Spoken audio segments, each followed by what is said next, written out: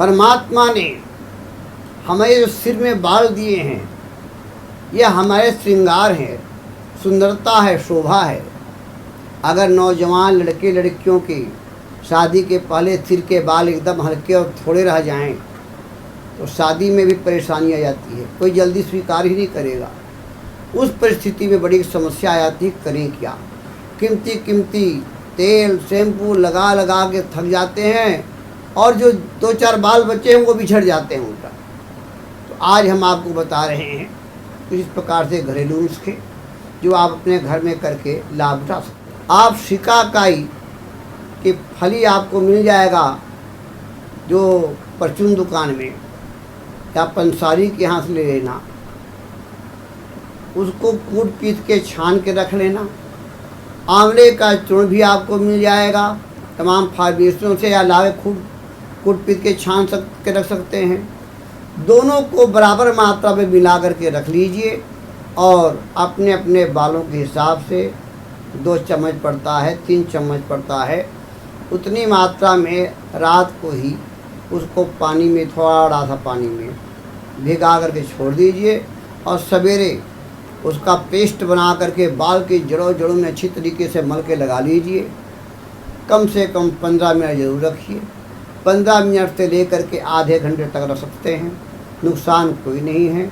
उसके बाद हल्के गुनगुने पानी से या ताज़े जल से सिर धो लीजिए। इसी प्रकार से एक सीताफल होता है, सब्जी बनाने वाला सीताफल नहीं, एक खाने वाला फल होता है सीताफल, बड़ा मीठा सा।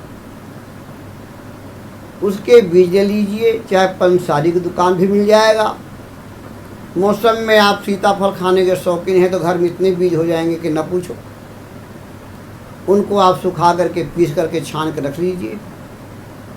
वो केवल उसी का चूर्ण, केवल सीताफल जिसको शरीफा कहते हैं उसका चूर्ण 2-3 चम्मच वैसी रात को भिगा करके सवेरे लगाइए, और अपना कुछ समय 20-25 मिनट आधा घंटा रहने दीजिए।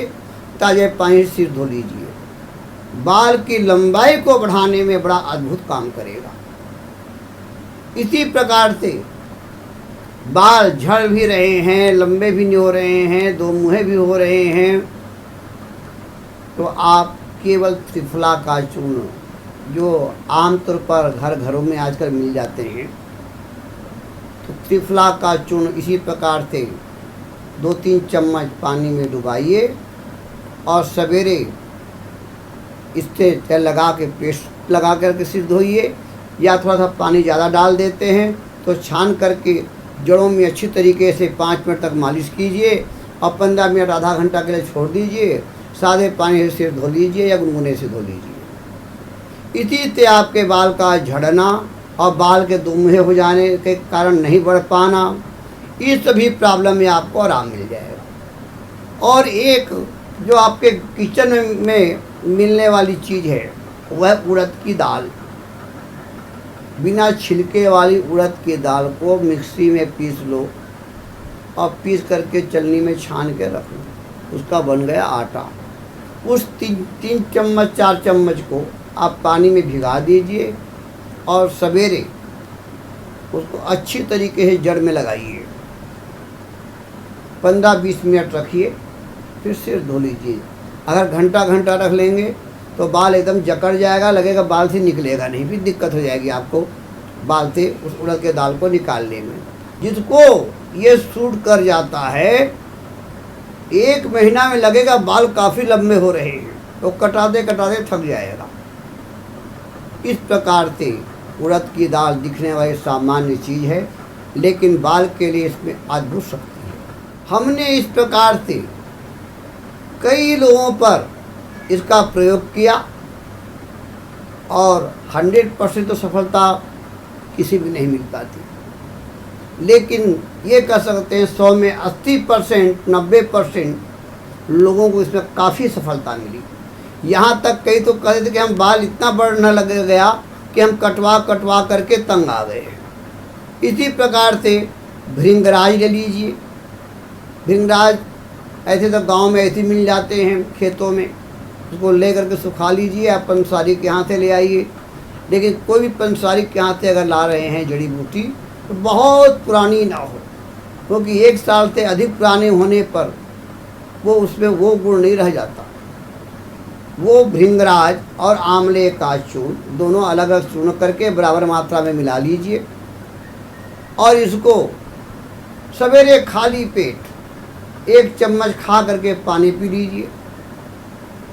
लेकिन ये करना पड़ेगा कुछ लंबे समय तक, कम से कम 6 महीने तो करना ही पड़ेगा आपको।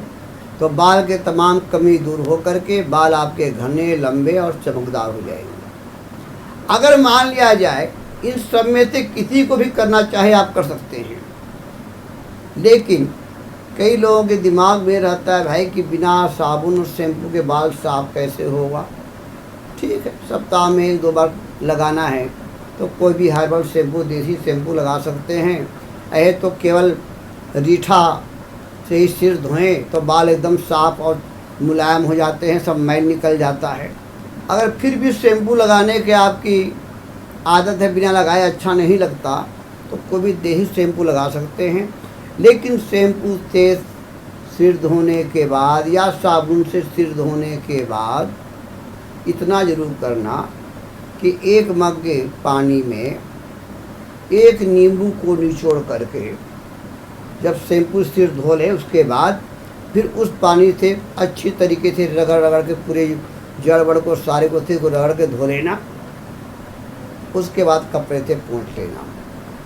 इससे आपके बाल को ज़्यादा लाभ मिलेगा।